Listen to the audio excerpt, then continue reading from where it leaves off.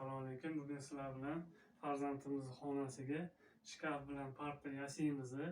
Endi joy kam bo'lganini hisobga olib, shu joyga mana shkaf yasaymiz. Bu joyga bizda parta tushadi. Mana shu joyga agar parta yasasak tor bo'lib qolyapti, o'tishga joy qolmayapti. Shu uchun dva va одно qilib ham shkaf ham parta qilamiz. Partani transformer qilamiz, chiqadigan qilib, tepasi shkaf, pasti parta bo'ladi.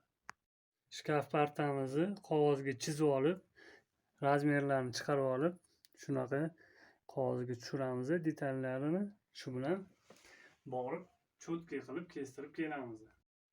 Hamma detallarni kestirib, mana shunaqa kromkalar qildirib, kromka qiladigan joylarini kestirib olib kelib qo'yganmiz. Endi bismillah deb yig'ishga boshlaymiz. Listimiz MDF Svetliy ud, qalinligi 1.6. Mana listlarimiz tayyorlab qo'ydik. 1.6lik. Bu tepa tomoni shkafni bu detal chizib olib, chetidan misol uchun 5 santimetrdan qochirib, sentrni chizib, shu joylarni teshib olamiz.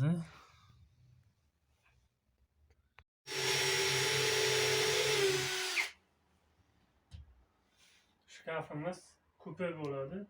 Tepa, pastki o'quv qurollari, tepada kiyim-kechak, o'rtada parta bo'ladi. O'rta partamiz mexanizm bo'ladi.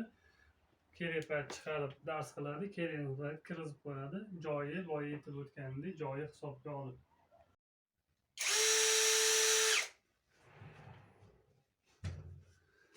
Ish qurolingiz oz bo'lsa, mashaqqating oz bo'lar.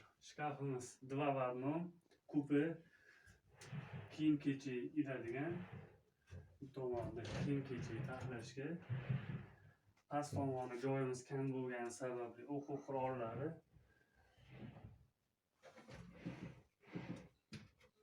yo'g'iga kitob, daftar taxlasa bo'ladi.